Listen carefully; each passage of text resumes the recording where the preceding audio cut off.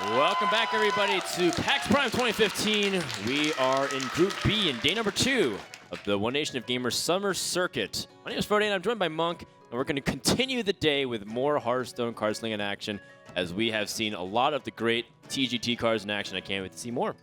Yeah, saw some great play from both these players. Trump especially really impressed me with his new decks, especially that Control Warrior, which I think will do pretty well against Pavel's lineup. Control Warrior against Patron, this new Control Warrior with a lot of threats against the Handlock. Pretty good. Good stuff. Let's recap what we've seen so far. In the first match of the day, Pavel versus Wofster, we saw Pavel take it out, being able to play his decks very effectively, rather. He puts his own build, his own twist on things. And Wofster bravely brought Rogue, but bravely went down with Rogue as well. The ship was sinking, and unfortunately he went with it. Hoy versus Trump was also very engaging. It was definitely my favorite series so far. I also really like some of Kalento's games, but I think Trump versus Hoy was my favorite series if I had to pick just one so far. Yeah, Kalento's games seemed a lot more one-sided. He was basically putting on a clinic. Not really too much back and forth, just kind of too much domination in that sense. Trump's games, they're really more exciting. We got to see Trump really struggling, but at the end, he kind of pulled it through. Yeah, and it doesn't really matter how you start, it's how you finish, right? And Trump was telling me, too, that he really wanted to advance in first place, not just for, decisive victory and also his ranking standings and, Go-To Gamers and other websites, but also because he wants to avoid Kalento in the semifinals. The first seeds can't play the other first seed. So if he gets in first place, then he'll avoid it. And if Pavel gets first place, he'll be avoiding Kalento as well. Yeah. So let's go ahead and talk a little bit about what we have coming up on stage. We have the winners match, Pavel versus Trump. Pavel comes from Russia, and he has never really traveled outside of the country except for now. And this is his first time venturing into the United States. He's a young kid. He's 17. Trump's been around. He's in his mid-20s. And I'm looking forward to see how these guys clash, especially with their style of decks. It seems like they're pretty different.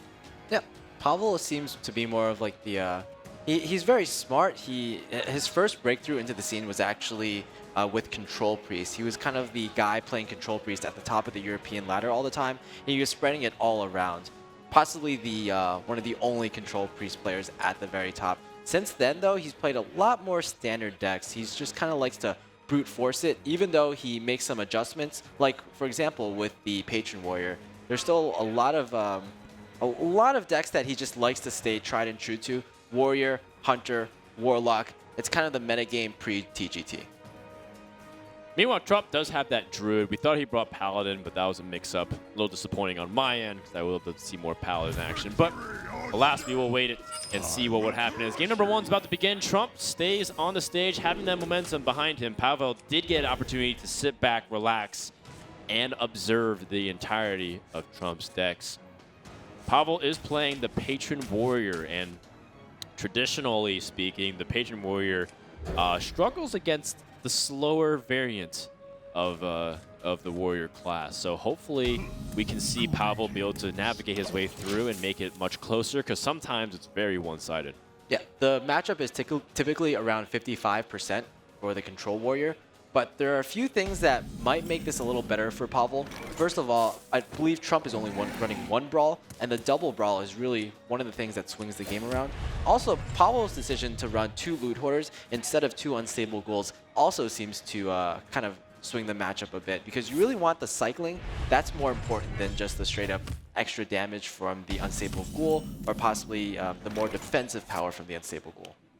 You think so? I think sometimes the Unstable Ghoul is also very powerful because of what it introduces. It gives you more power on the Throttling Berserkers, which oftentimes dropping 2 of them and going for the 48 damage combo is what you need to do.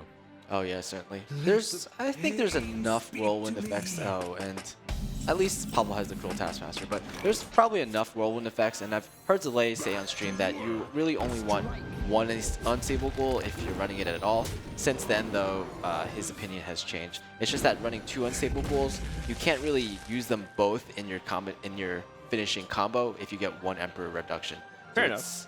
It's a War Song for 2, the Frothing for 2, the Patron for 4, and then you can't really fit in 2 Unstable Ghouls off of that.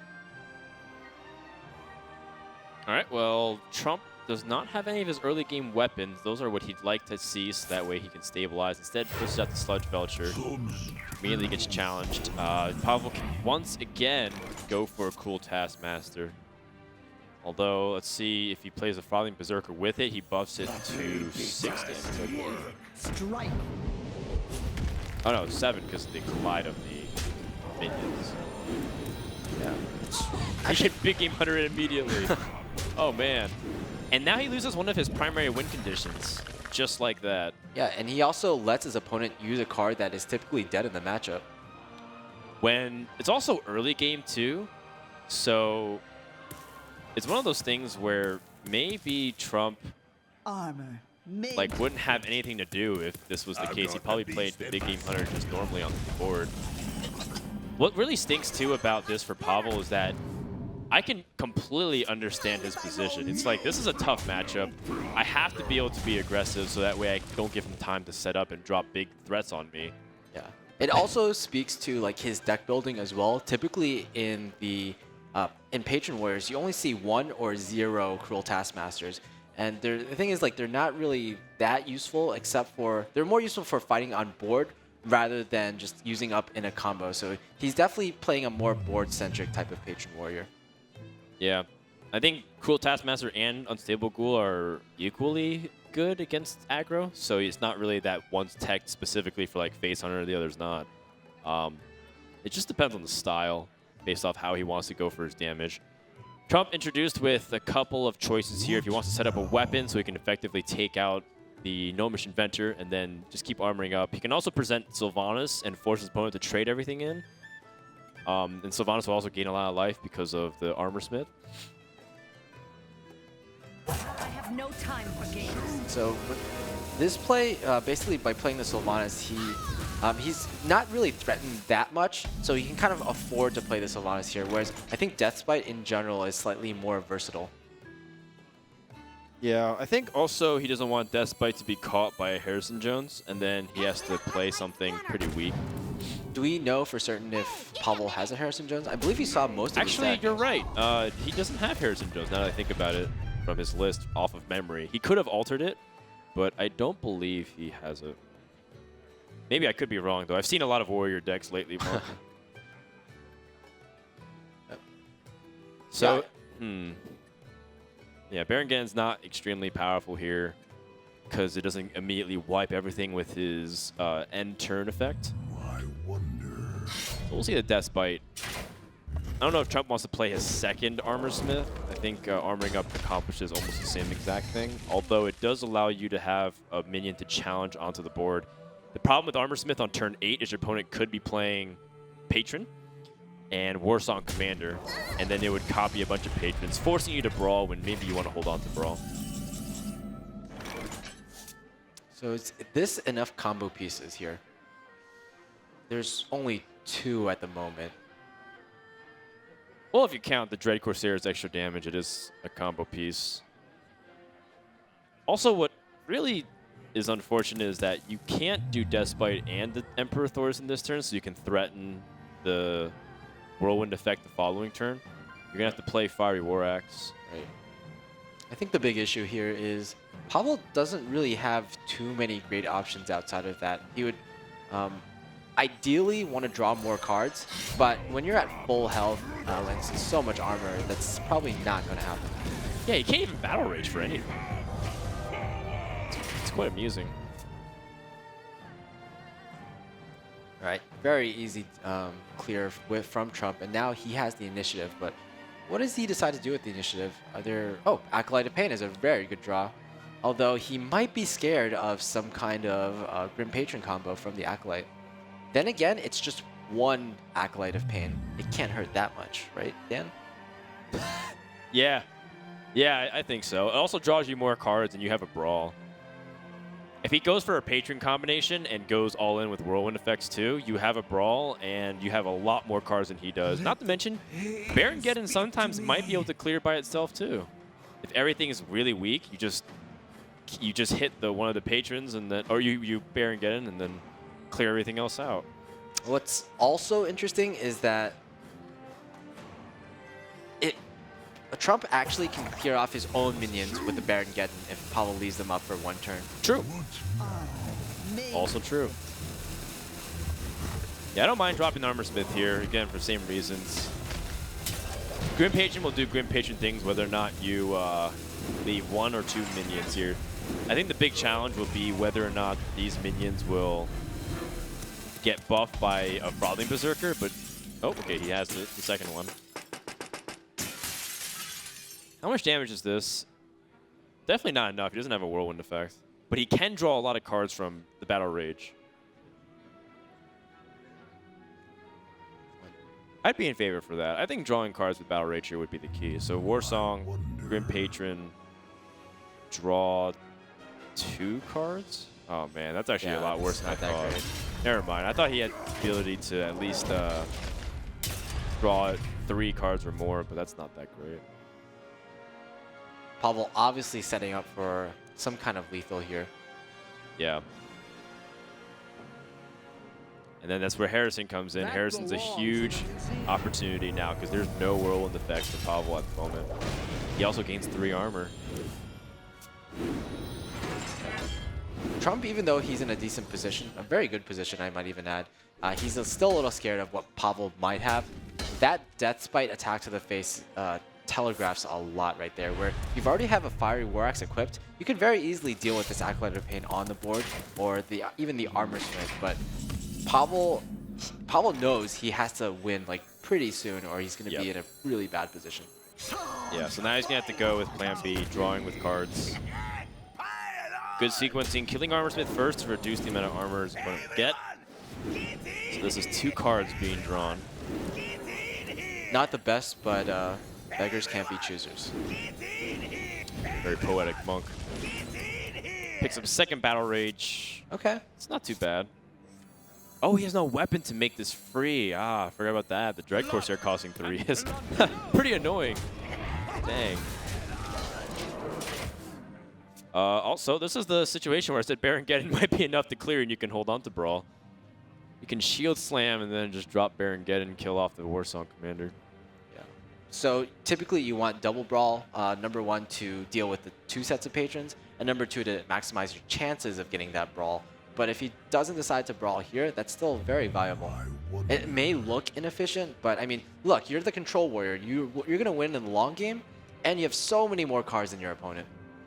Yeah, not to mention that Pavel has probably drawn more than Trump because of those Battle Rage stuff. So even if he's drawn more, he has more cards. It's like he's just fighting so inefficiently on the other side as well. So Trump can afford to be inefficient because his opponent's being inefficient. So Pavel used up 1 Warsong, 1 of his patrons, and 1 of his Frothings. I'm almost ready to say that there's almost no way for him to win, given that the fact that Trump has Shield Maiden and Shield Block, and still has like Brawl and even Alex Straza to be aggressive or defensive. It just feels highly unlikely from this point. Yeah, it just seemed like Pavel used so many resources in the mid game in the form of the Tool Cruel Taskmasters to try to push for damage, and when that failed, Pavel had very little to go off of. Yeah. I mean, Trump can be aggressive. He can Alex his opponent aggressively and do that, but I think it's okay also just to hit the Armor Smith with the weapon, play Varian Rin, let the Baron Geddon clear everything off. All of it's perfectly fine. Sludge Belcher's pretty good. That's too bad. But also just a luxury thing. Justicar Trueheart is actually just representing like lethal Yeah. at this stage. It's like whatever. So I guess, what do you choose to execute? You execute Varian? Just based off its sold damage. Oh, that's not bad at all. Oh, okay. Not good enough, though. Reasonable. He realizes that his chances of winning are very small. So Trump takes a very laughable game number 1. But that's what we were talking about in the very beginning. It can be a blowout, and oftentimes is. I'm surprised that you pegged it at 55%, because I feel like the 55% oftentimes is because the patron players are amazing, and they're really, really good. And I think the Control Warrior lists back then were also maybe not as good as they have become now.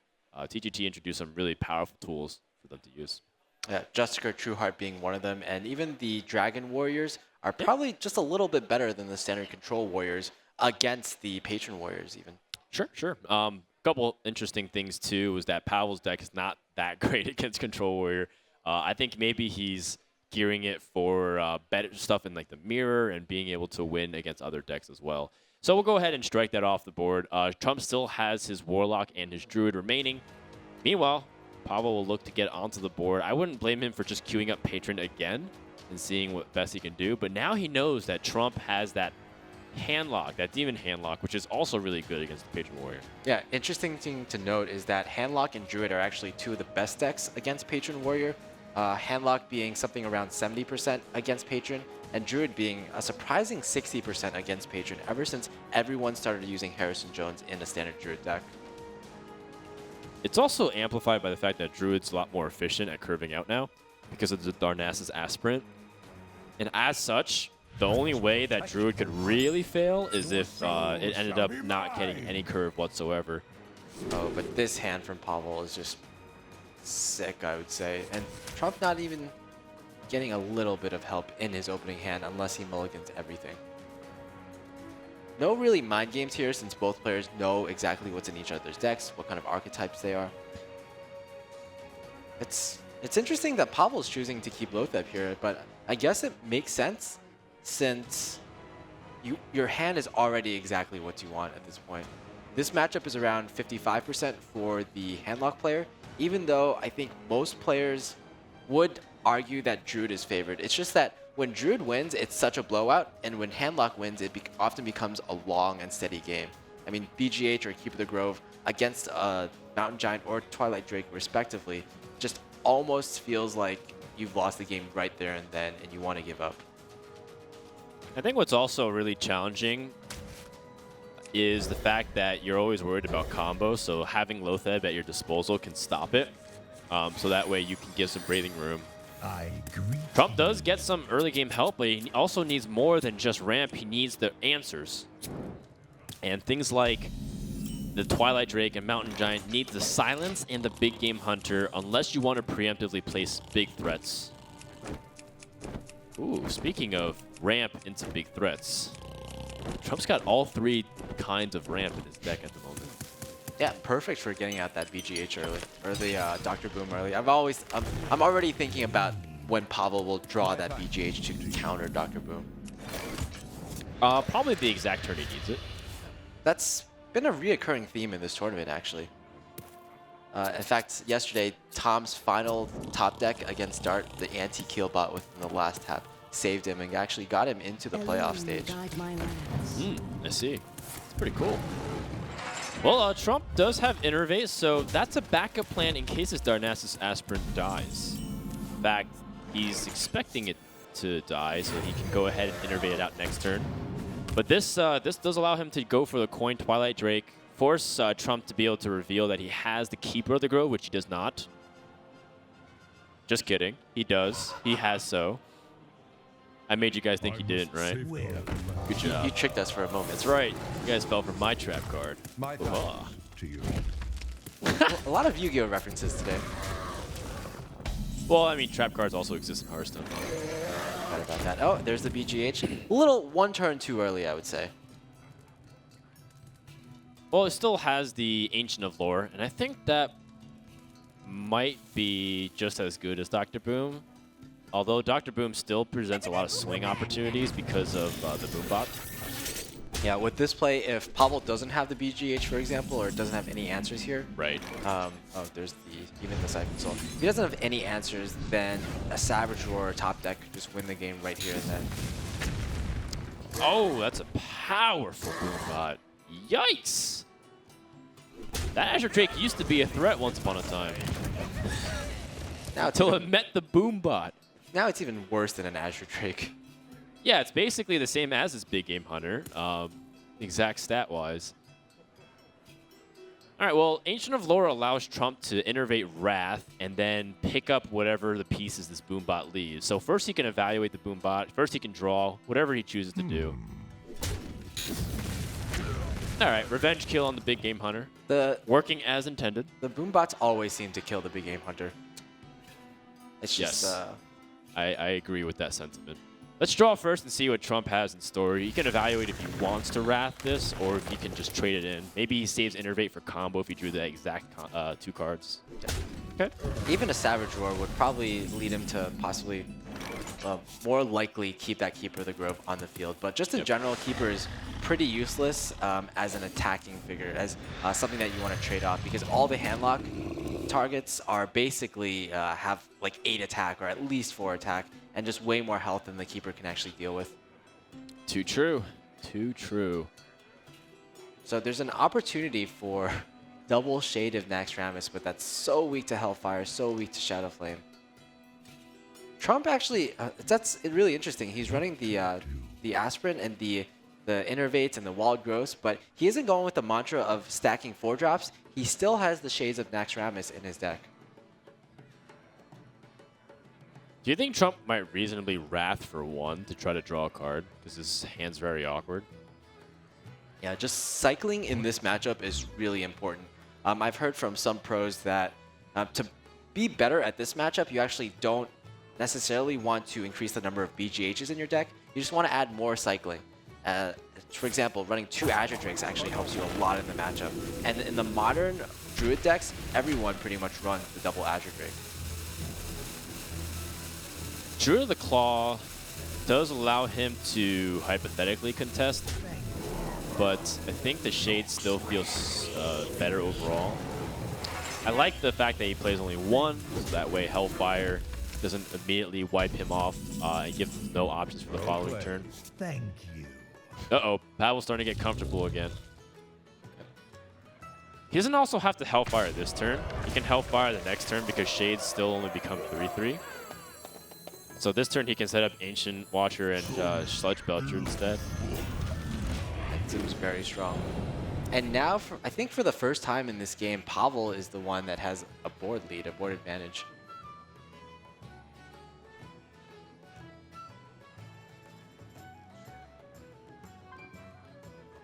And this is exactly what we see. It's going into a long game, and it does seem like the handlock has somewhat of an advantage. Trump is just not drawing into the exact things that he needs. Like, double swipe is all right, but he can't really burst his opponent down with double swipe when his opponent has such a huge board. It's actually pretty funny that Trump is the one with the situational cards in his hand, and Pavel is the one that has the consistent threats, where generally in this matchup, it's the other way around.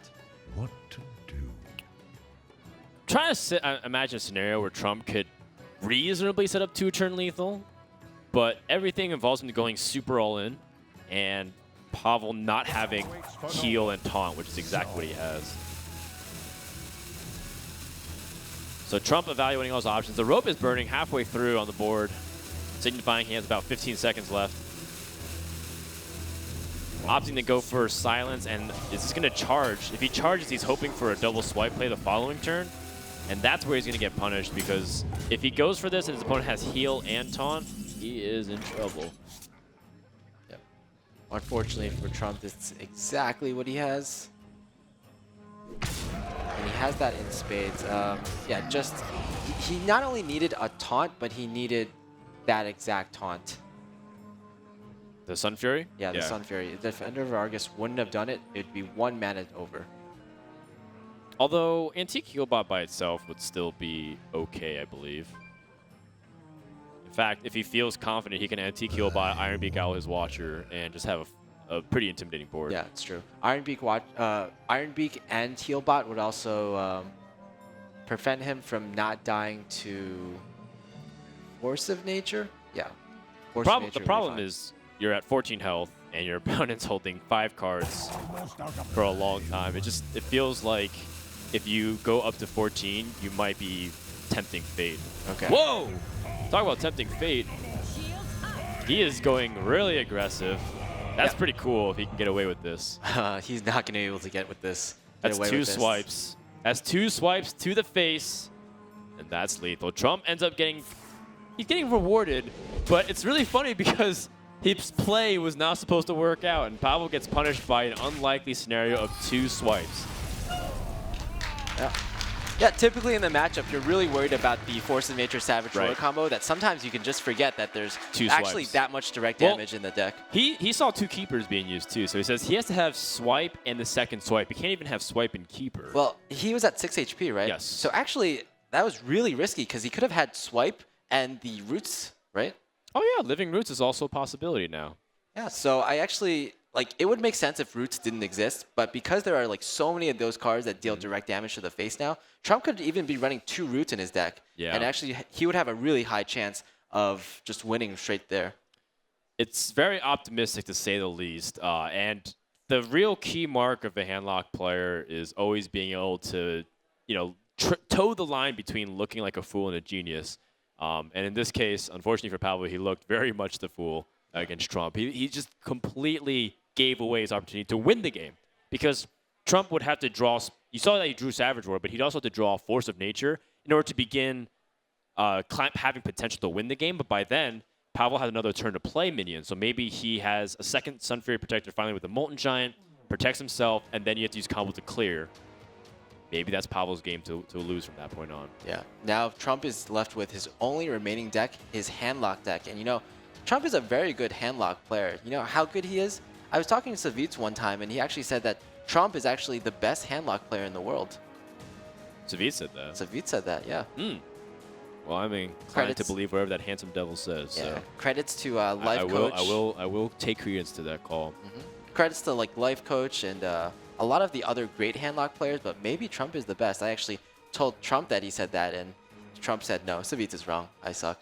It's very humble of both of them, because I think they're both fantastic handlock players. We'll see if it ends up becoming the case here. Pavel needs to win 3 in a row, and he picks what he interprets to be his best chance out of the 3 that he has. That would be really sad. Patron Warrior against the handlock is your best chance? It's one of Patron's worst matchups, and Trump does get a turn 4 play.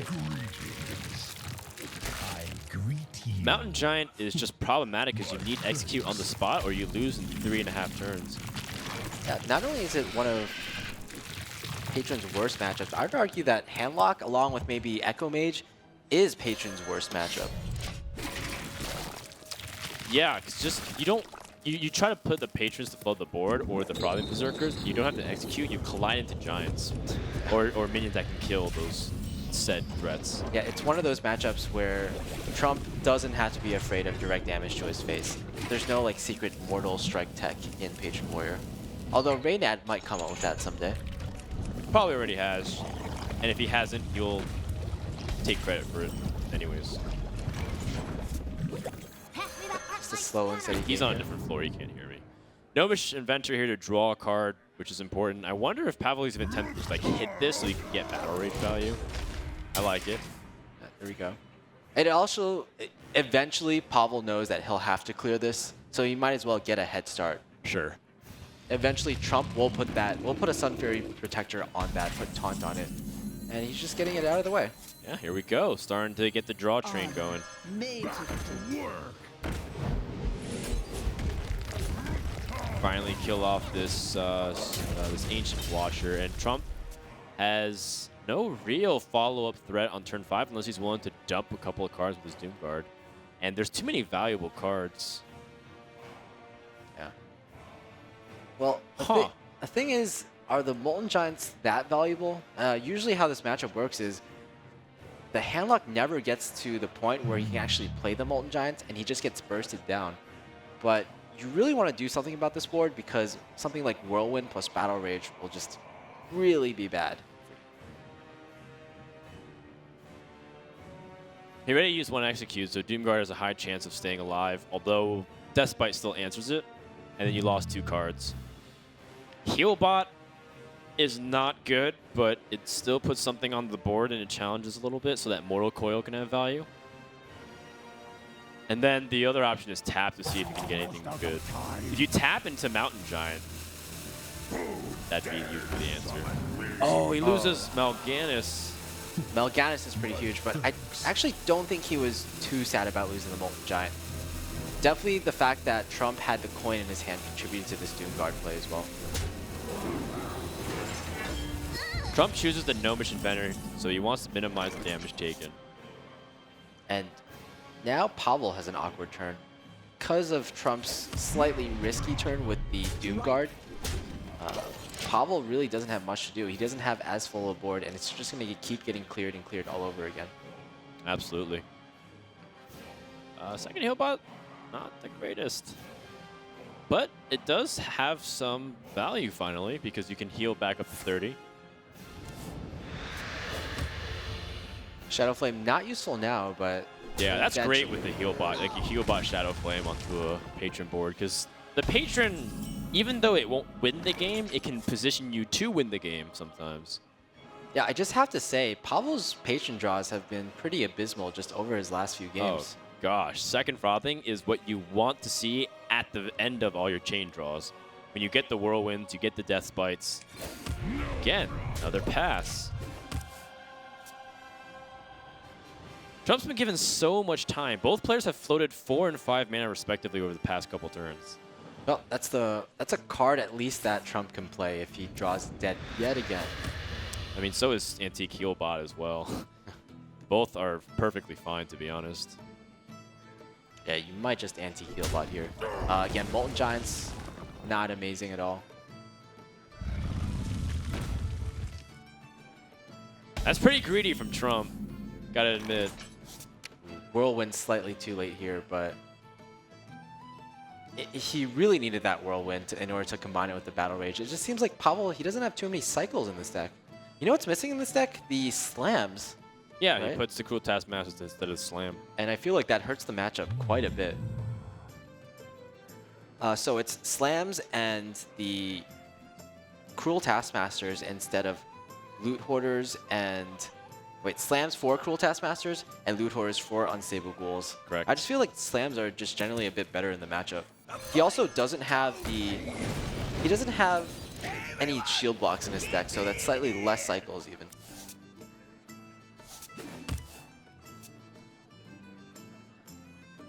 All right, well, Trump does have many ways to deal with these patrons.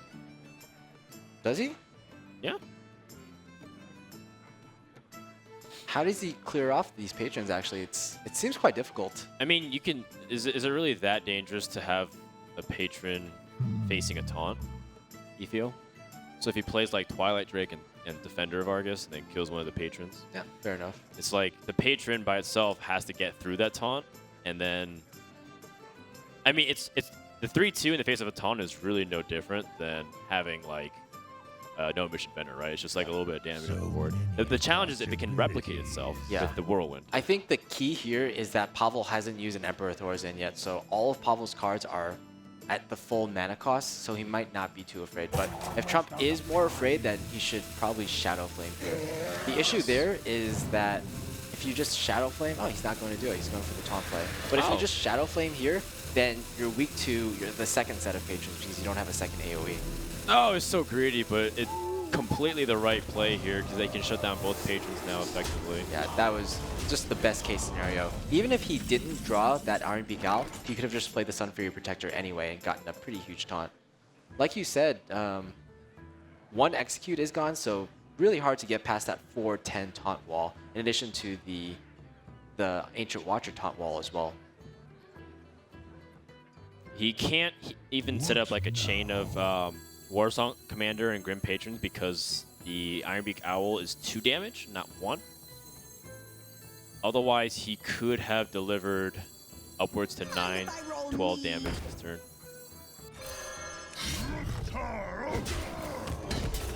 This gives an opportunity for Trump to trade in the Owl as well, so that way it doesn't become a liability for Whirlwind and other things.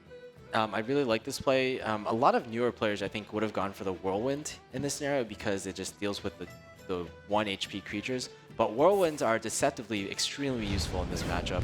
Okay. Because you don't even run Unstable Ghouls, you basically need those Whirlwinds in order to buff up your Frothing Berserkers with the charges. So he draws another Twilight Drake, which is even more health than the Molten Giant sitting in his hand. I was anticipating double Mortal Coil into Molten Sun Fury, but this is great. Do you think Trump would even coin Mortal Coil as 2-1? I think you're. I think you would coil the 2-1, but maybe at a later time. It's just you have these 5-11 taunts, 2 of them. You know, one execute is gone. You know he doesn't run Shield Slam, so Right. it's going to be nearly impossible to get past those taunts. No Thorson either, so it's not like he can go for a big combo and then execute for 0. If he went for double Frothing, he would have to spend his 10th mana crystal to remove. Pavel, he doesn't have Brawl in his deck or anything to stabilize. Emperor Thorson is a great draw. Probably the best that he could have hoped for. 5, 10, 14, what is that, 23. But you know what? That gives just Trump another target for that Mortal Quill, and he's able to trade in the 2 minions as well. So this is going to be probably the exact board that Trump wants. In addition to that, he can even double buff the double Twilight Drakes. So he can have 2, 6, 12 taunts. Patron's never going to get past that. I wonder. Yeah, he can play Molten finally, right? Yeah, he can even do that. Molten taunted up. Depends on what he draws as well. He might pick up like something else that he feels is just as good. I wonder if maybe he feels comfortable with just this and heals up as well. You can even do Void Caller, Molten Giant. I guess that you can't fit a taunt in there. No. I think we should start counting damage of what Pavel can do maximum damage. So the 2 Frothings, assuming there's 3 minions on the board. There's 6 damage per Whirlwind. You can only do it once. No, that's another 7 damage, but he just gained 8. I think this is pretty much out of reach, right? Pavel just knows he has to go for it. All right, so he's just going to try it and see if he can go for it. There's a lot of damage, though. Yeah, it's really smart because you basically need to go for it right now or you'll rope out of the game. But I doubt Does he have it, Mo? I mean, he just needs one of these Frothings to hit for 23. Oh, man. Did Trump overextend by putting Molten Giant onto the board? By putting the heal bot onto the board, I think... I can't believe what's happening here, but this is a Patron Warrior we're talking about. I don't think he has it, though. Are you sure? It's getting, like, really close. No, he has it. Oh! Oh, man, even squeezing in the Fiery War Axe hit. What? had it by one one damage over. Wow. No, 2 damage over. The Patron BN by hitting the... Yeah. So I guess There it is. there's another Reddit video for you guys to share. First one to Yeah. post that up, get some free Reddit karma. I think Trump could have just played another taunt, to be honest. Like, Yeah. he played the Molten and the anti-heal Heal bot. bot, but he could have also taunted. So there's Yeah. a lot of options at his disposal, even though it's very tempting to be like, Patron Warrior again. But that was Trump throwing away his opportunity. He got a little too confident. Yeah, I think at that point, Trump was thinking, how can I lose this game? And Yes. he tried to play around that, but maybe not as efficiently as he could have. Almost certainly. You saw how much damage it took for him to get past those 6 or those 5-11 taunts. If he gotten one more taunt up, a 9-9 Molten Giant, that's almost certainly going to be enough because you only have 2 Frothing Berserkers. You have a lot of patrons to get past the first Twilight Drake. You have the Frothing Berserker to get past the second Twilight Drake. But do you need the third Frothing Berserker to get past the Molten Giant? Or you don't have anything to hit the face after that? Right. To be fair, Pavel also had every card he needed at that point. He had 1 World Effect. He had 2 Patron as well as 2 Frothing Berserkers. So that was also really key. And the Inner Rage on the Grim Patron beforehand, that was the key. That was the key indeed. And now we have the Demon Handlock up against regular Handlock, as well as a Hunter. And all of a sudden, Pavel might be in a pretty good position because the Handlock is matches up pretty decently against the Demon Handlock, and so does the Hunter. Yep. Typically, I want to say that the standard headlock has an advantage depending on the number of number of mountain giants in Trump's deck. But we already saw that Trump has 2 mountain giants in addition to his demons, so he's going to be the one with the bigger deck. That means I would probably give Trump the advantage in this matchup as well. Well, it depends on some of the tech cards too. I mean, Trump does have those threats, but Pavel has the coin and the 2 Twilight Drakes.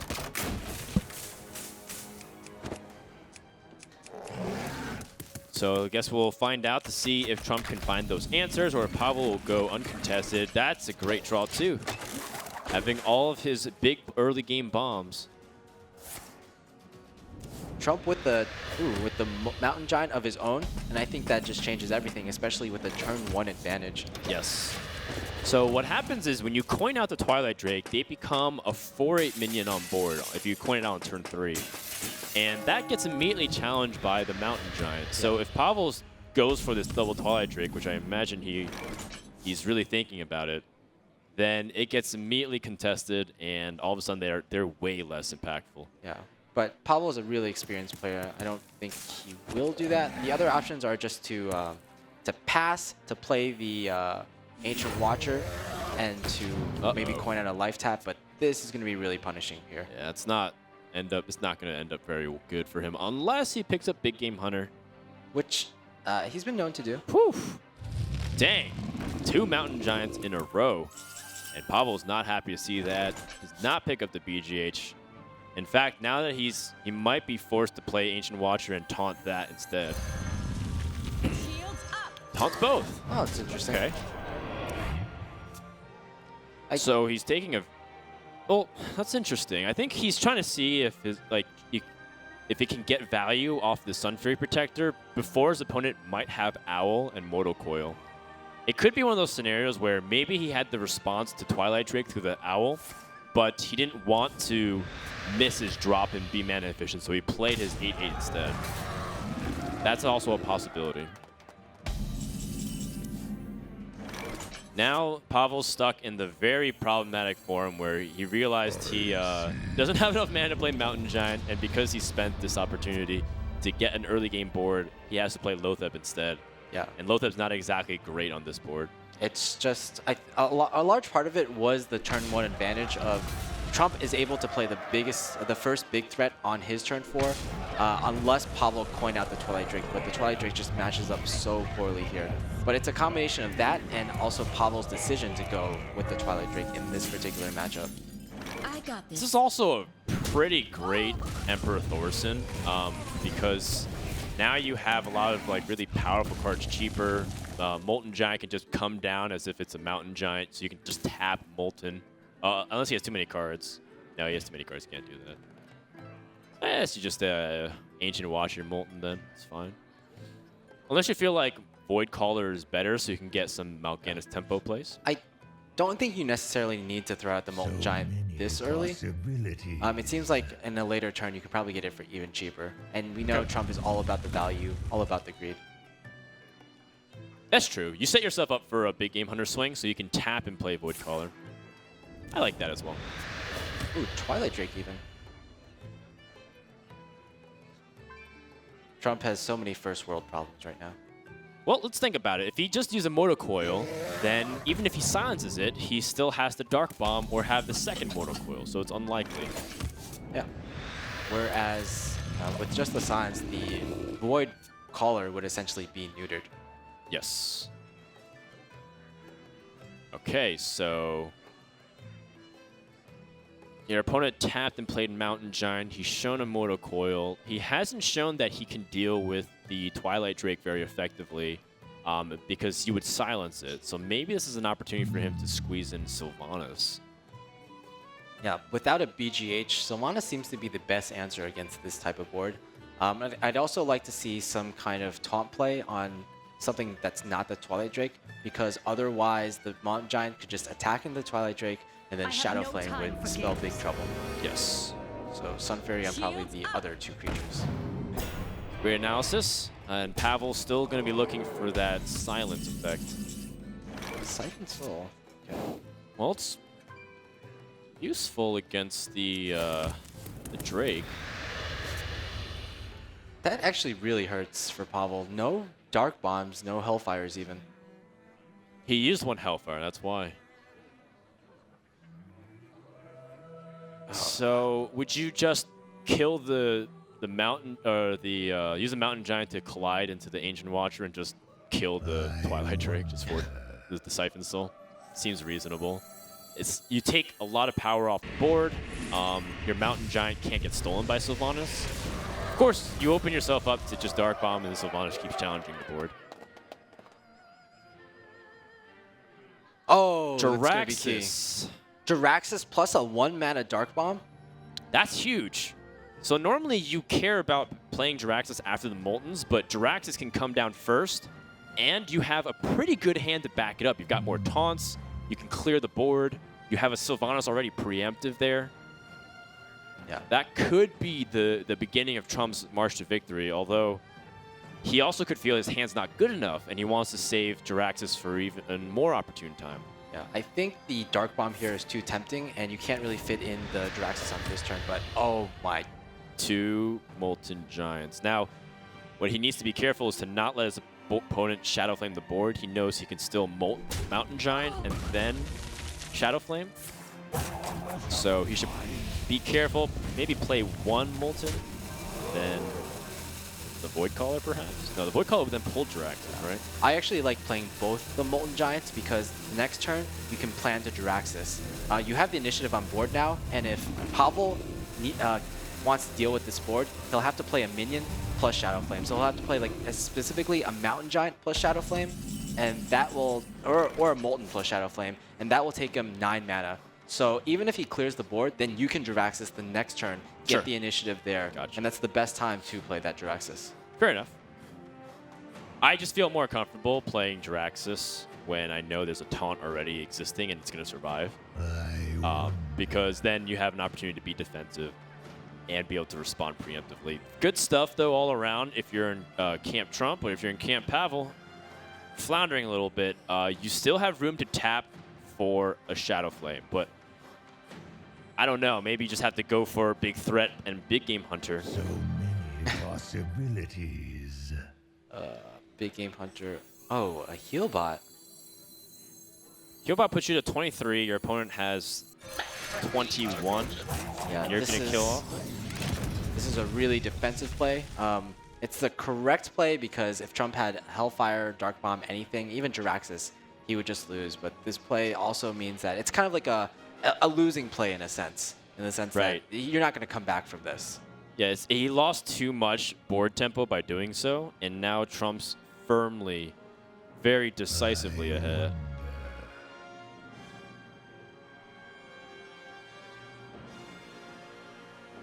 I would just say go for the Jiraxxus right now. Yeah, there's nothing really stop. There's really no way for your opponent to kill you. You're going to be at the same amount of health anyways. Yeah. Your opponent just showed you can't deal with threats. And it also just fulfills your conditions, Dan, of having a big taunt. Yes, protected. And it's Sylvanas nonetheless. That is one of the best bodyguards you can ever ask for.